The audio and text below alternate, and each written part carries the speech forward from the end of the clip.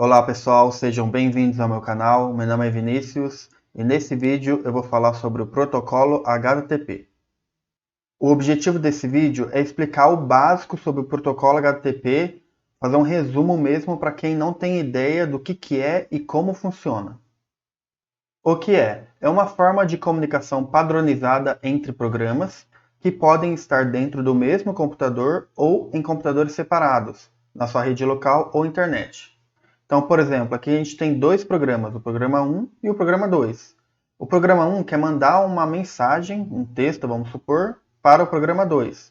Então, ele vai mandar essa mensagem e o programa 2 vai responder o programa 1.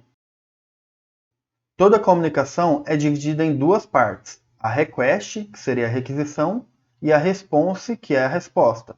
Quem inicia a comunicação é o cliente e quem recebe a comunicação é o servidor. Então aqui tem um exemplo, né? O programa 1, que é o cliente, está iniciando a comunicação com o programa 2. Ele está fazendo uma request. Então ele vai mandar informações para o servidor vai analisar essas informações que ele mandou e vai dar uma resposta para o programa cliente. O que é necessário enviar na requisição? Você não pode enviar qualquer coisa para o outro lado, senão o outro lado não vai entender. Então você tem que enviar conforme está especificado no protocolo HTTP. Você tem que enviar determinados campos para o outro lado, na requisição. Tá? Então, basicamente, você pode enviar os seguintes campos. A URL, que é basicamente o endereço do servidor, o que você quer acessar, por exemplo, uma página, um arquivo.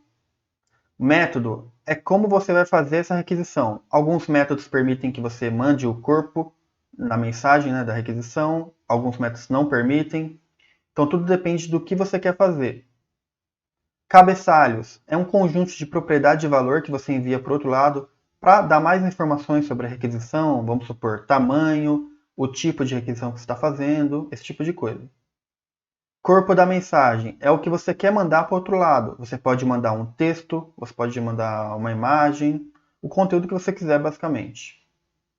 E arquivos é uma forma também de você enviar um conteúdo para o outro lado, né, na forma de arquivos mesmo. Eu quero mandar um GIF, quero mandar um PDF, quero mandar um GIF, um PDF. Você pode não mandar arquivos ou mandar um ou mais arquivos. URL é o endereço do servidor completo, podendo ser dividido em protocolo, que no caso vai ser HTTP ou HTTPS. O HTTPS eu vou explicar depois. IP, ou nome do servidor, é como você vai chegar no servidor, qual que é o endereço dele mesmo. Você pode usar o IP, que é o número, né, que é definido para aquele computador onde está rodando o programa que você está se comunicando, ou o nome do servidor, que é um nome mesmo, um texto que você define que vai apontar para aquele IP. Só para você não ficar decorando o IP, né, que é mais difícil de lembrar. O serviço que faz isso é o servidor DNS, tá? A porta é uma subdivisão para você conectar naquele servidor, tá? Porque você pode ter mais serviços rodando no mesmo servidor.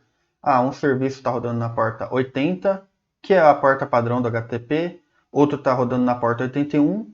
Então, para você permitir essa divisão, para que mais serviços rodem no mesmo computador, foi criada essa porta, tá? Path é o caminho que você quer acessar dentro daquela requisição. Então, igual eu falei, você pode acessar uma página web, você pode acessar um arquivo CSS, um arquivo JS. Então, tudo isso é diferenciado pelo path, que é o caminho, tá? A gente vai ver isso depois.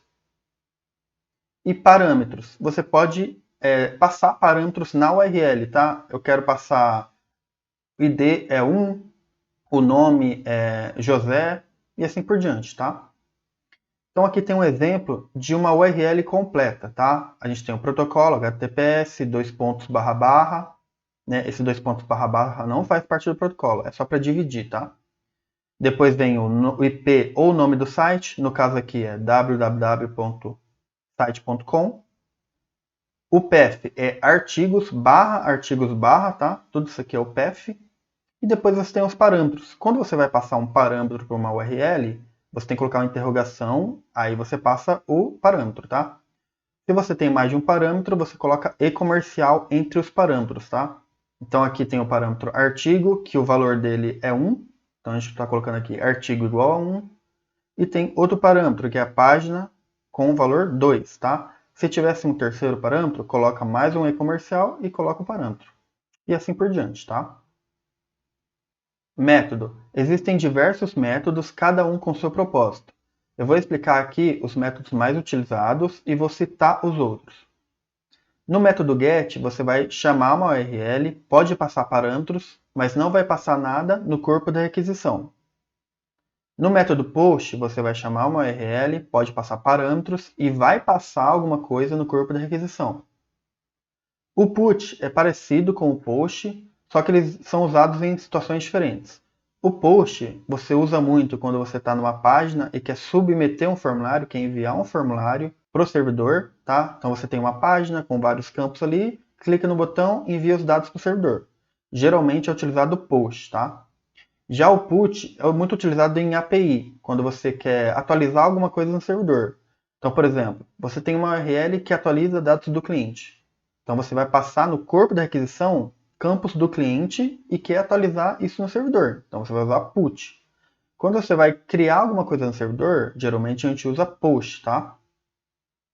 E o delete é quando você quer deletar alguma coisa no servidor. Então você vai chamar uma URL, geralmente você vai passar a chave primária do que você quer deletar, vamos supor, quero deletar um cliente.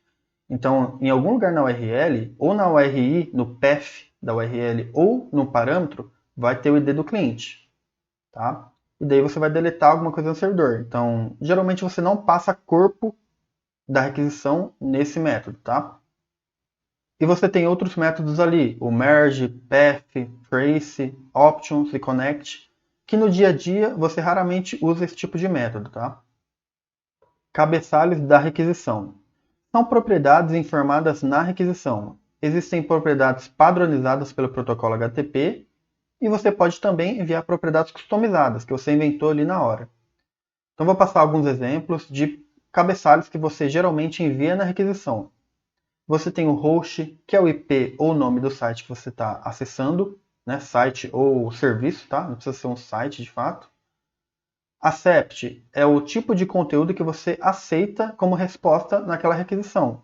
Então, eu quero uma resposta como texto HTML, XHTML, XML, tá? Então, aqui tem algumas opções que o servidor pode escolher. User agente é qual o navegador que está acessando aquele serviço, tá? Então, se eu estou fazendo uma requisição usando um navegador, por exemplo, Mozilla, eu posso passar ali Mozilla 5.0. Se eu estou acessando do Chrome, eu posso passar ali o Chrome. Ah, mas eu não estou acessando de um navegador. Eu fiz um programa que acessa uma requisição, que faz uma requisição HTTP. Então eu posso inventar um nome ali, programa XYZ. Tá? Cache Control vai controlar o cache daquele acesso, tá? Daquela requisição. Aqui eu estou falando que eu não quero usar cache. Então eu já estou avisando para o servidor, ó, não usa cache. Não quero acessar alguma coisa que pode estar desatualizada. Accept Language é o idioma que eu estou aceitando na resposta. Eu estou aceitando ali inglês dos Estados Unidos, por exemplo. E tem um cabeçalho customizado, que geralmente a gente coloca um X na frente, tá? Então, X traço, meu cabeçalho. Eu passo o valor que eu quiser, 1, 2, 3, posso passar um nome, tá? Corpo da requisição. Define o conteúdo que você quer enviar na requisição. Pode ser qualquer coisa, um texto, uma imagem, um JSON, XML, qualquer coisa mesmo, tá? Então aqui tem um exemplo de um corpo de uma requisição que é um JSON, né? Então posso mandar ali nesse formato, que tem o ID e o nome. Posso enviar um XML, conforme vocês estão vendo aqui, tem o tag note ali, tag to, from. Arquivos. Se você quiser, é opcional, você pode enviar um ou mais arquivos na requisição. Então aqui eu tenho um print de uma requisição que está enviando 3 arquivos para o servidor. Ali tem o cabeçalho Content Type, Multipart /Form Data, indicando que você está enviando vários arquivos. Aquele campo Boundary é o delimitador que vai separar um arquivo de outro. Tá? Então ali no primeiro arquivo ele tem os cabeçalhos dele. Tá? Tem lá, tipo Content Type. Ele é um GIF. O segundo arquivo poderia ser um PDF, por exemplo. O terceiro poderia ser um XML. Não precisa ser o mesmo tipo, tá? Pode ser qualquer tipo de arquivo. Então ali tem os cabeçalhos de cada arquivo e o conteúdo. O conteúdo pode ser dados binários mesmo, ou algum conteúdo codificado, sei lá, em base 64, por exemplo, que você vai converter o binário para um formato de texto antes de enviar o arquivo para o servidor. Response. Então, o que a gente precisa enviar na resposta? A gente também não pode enviar qualquer coisa na resposta, tá? Tem que ser tudo de acordo com o protocolo HTTP.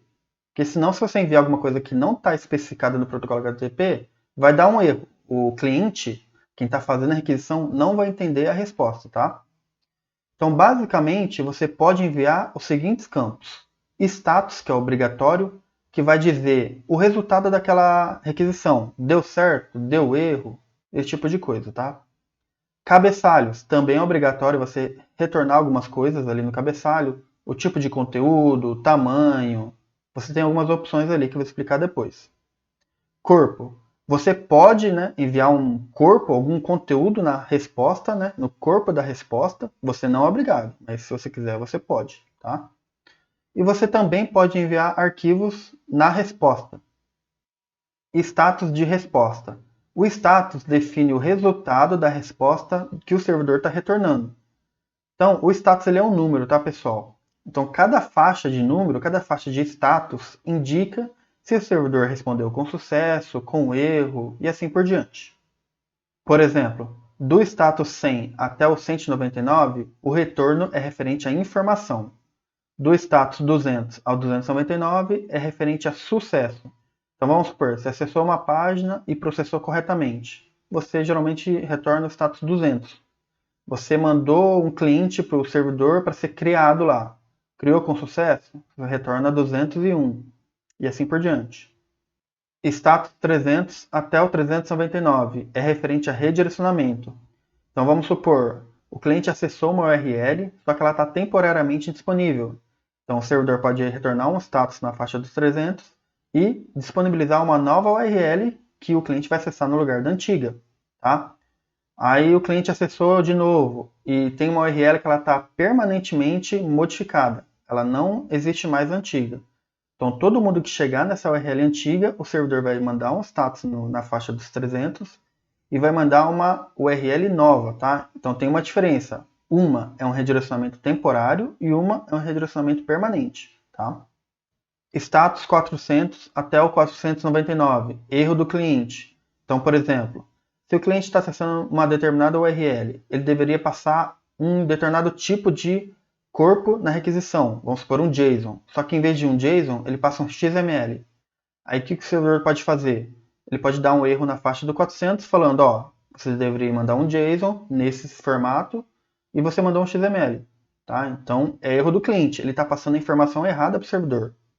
Tem o famoso erro 404, que é quando o cliente acessa um determinado arquivo no servidor, só que esse arquivo não existe lá. Aí o servidor pode retornar 404 falando que aquele arquivo não existe. Status 500 até 599, erro do servidor.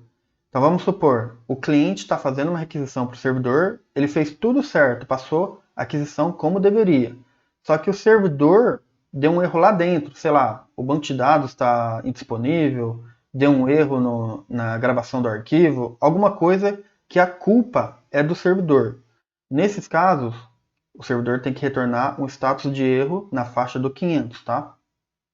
E aqui tem um detalhe interessante para explicar, pessoal, é que vamos supor, se o cliente está fazendo uma requisição para o servidor, só que o servidor está demorando muito para responder, geralmente o cliente ele tem um timeout configurado, ou seja, um tempo que ele vai esperar o servidor responder.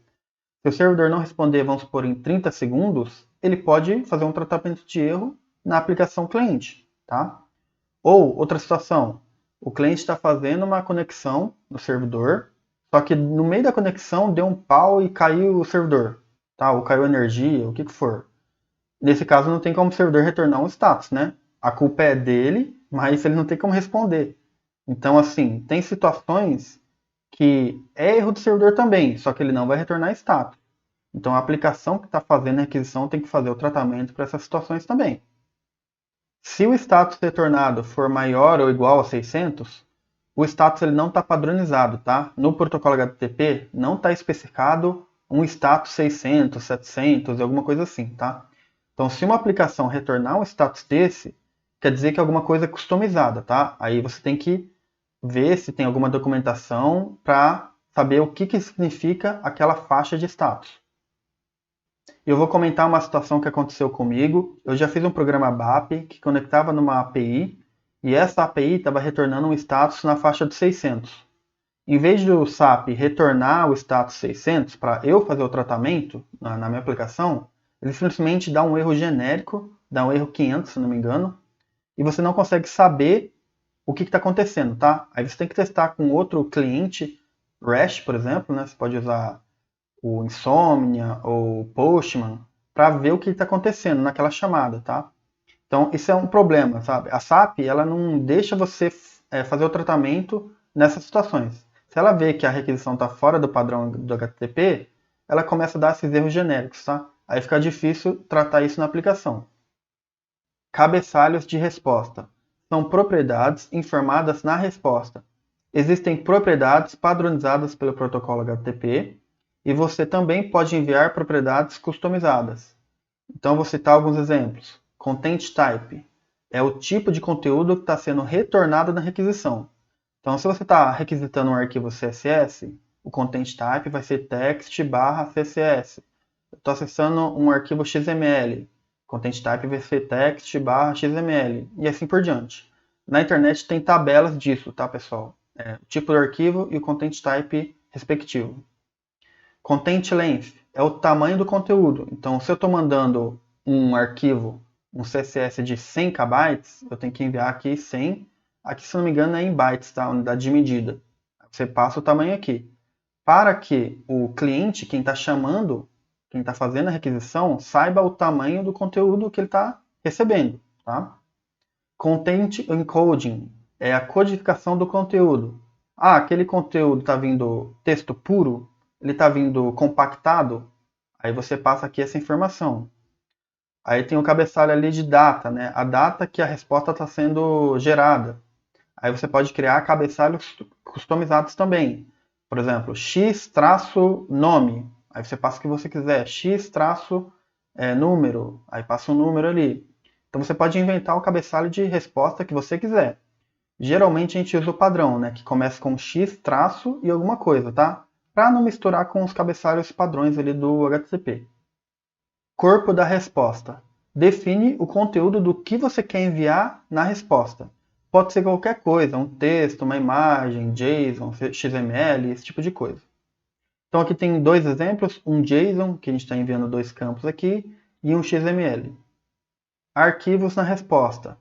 Se você quiser, você pode enviar um ou mais arquivos na resposta. Então aqui eu tenho um print de uma resposta de requisição para exemplificar. Ali a gente tem o cabeçalho Content Type, multipart/mixed, indicando que você está retornando arquivos ali misturados, tá? E aquele campo Boundary indica o delimitador, o que vai separar um arquivo de outro, tá? Então ali a gente tem dois arquivos, o 001.jpg e o 002.jpg. Cada arquivo ele tem os cabeçalhos próprios. Então, no arquivo 1, você tem o Content Type, indicando qual o tipo desse arquivo. Ah, é uma imagem JPG. E perceba que você tem cabeçalhos da requisição, que são globais na requisição, e os cabeçalhos do arquivo, tá? Então, você consegue diferenciar isso. Porque cada arquivo pode ser uma coisa diferente, tá?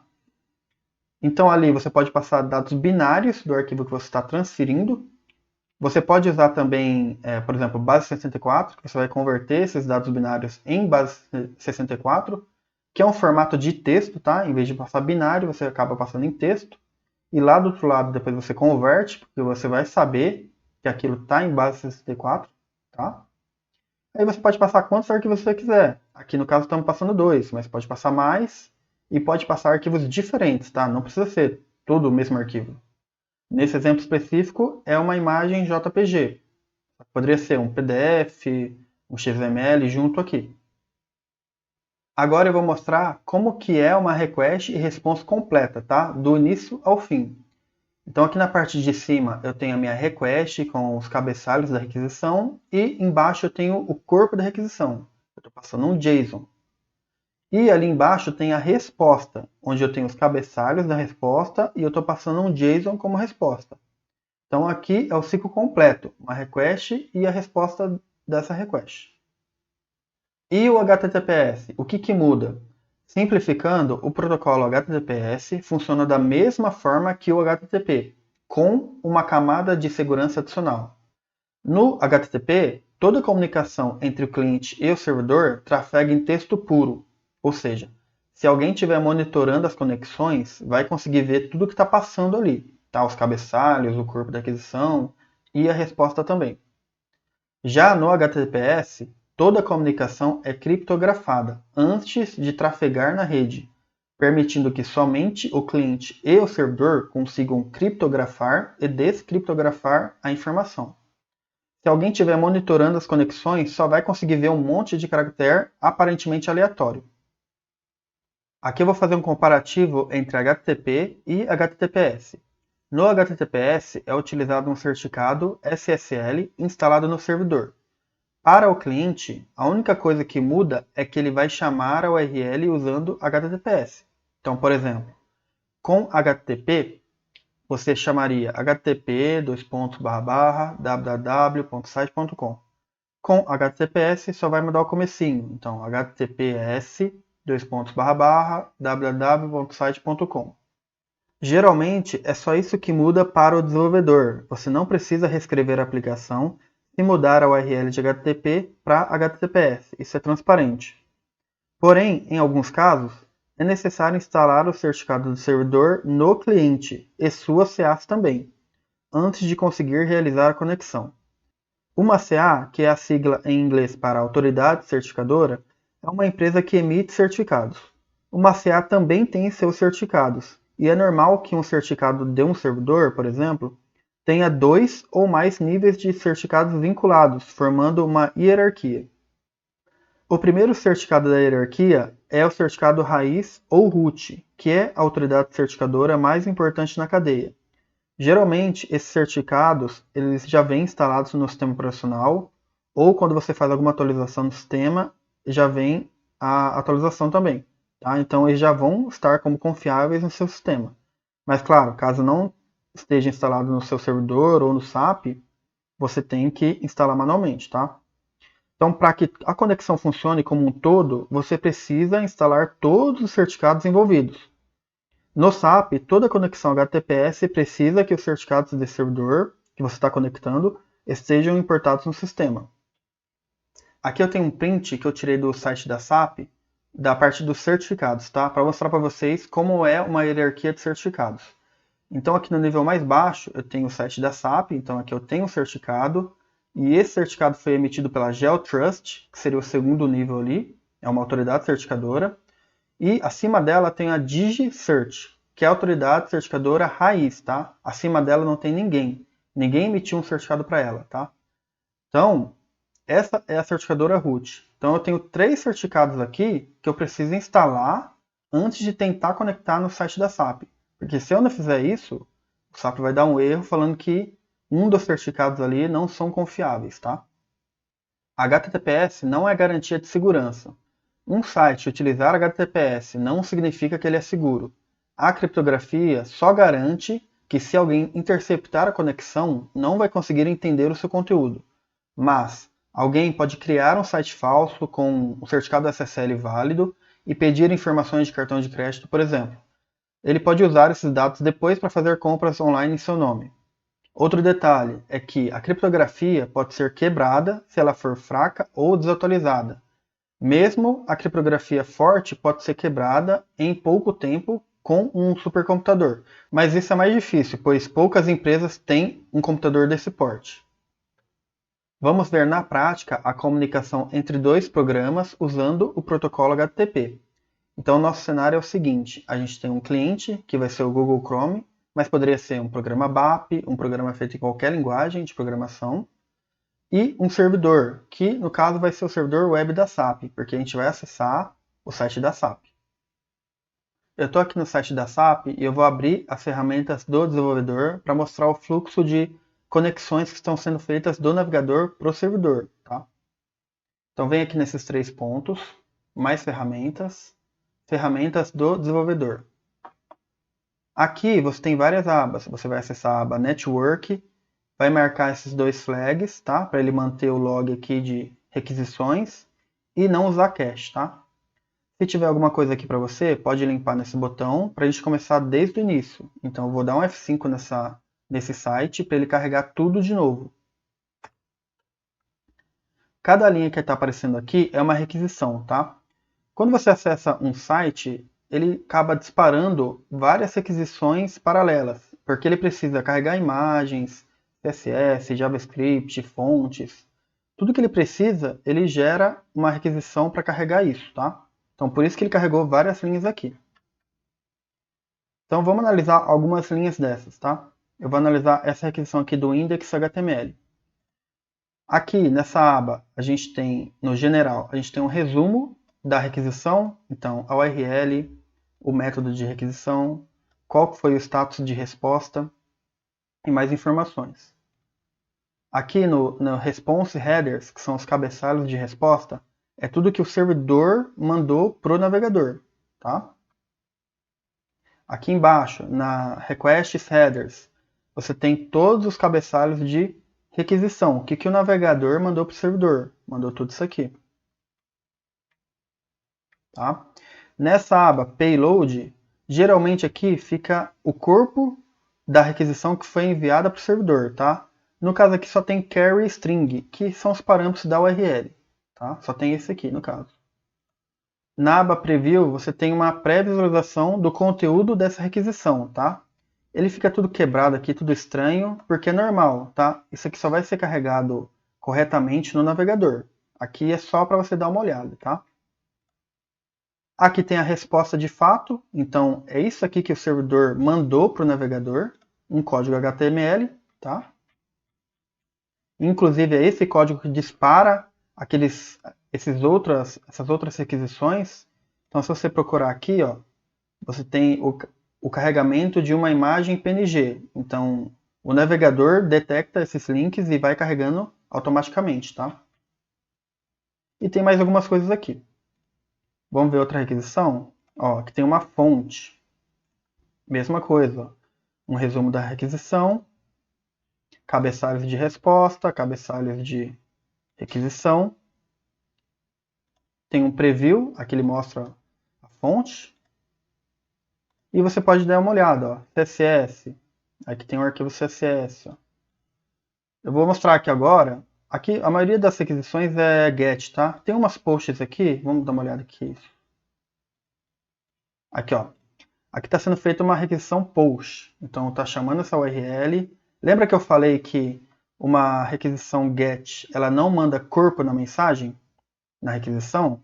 Se você olhar no payload aqui, ó, não tem nenhum corpo, tá? Isso aqui é carry string, isso aqui é parâmetro de URL.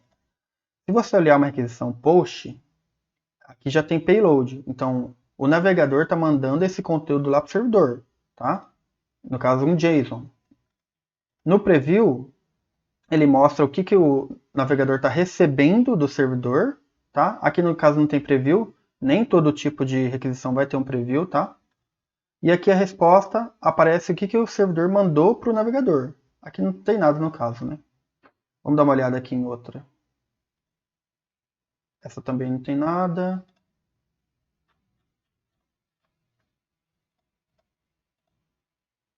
Aqui, ó, esse tem, ó. Então o servidor retornou um JSON na resposta dessa requisição, tá? Concluindo, pessoal, esse foi um resumo do protocolo HTTP para quem nunca viu, não sabia o que era, porque daqui para frente esse conhecimento será necessário para os próximos vídeos. Se você gostou do vídeo, deixe seu like, se inscreva no canal, qualquer dúvida pode colocar nos comentários e até mais.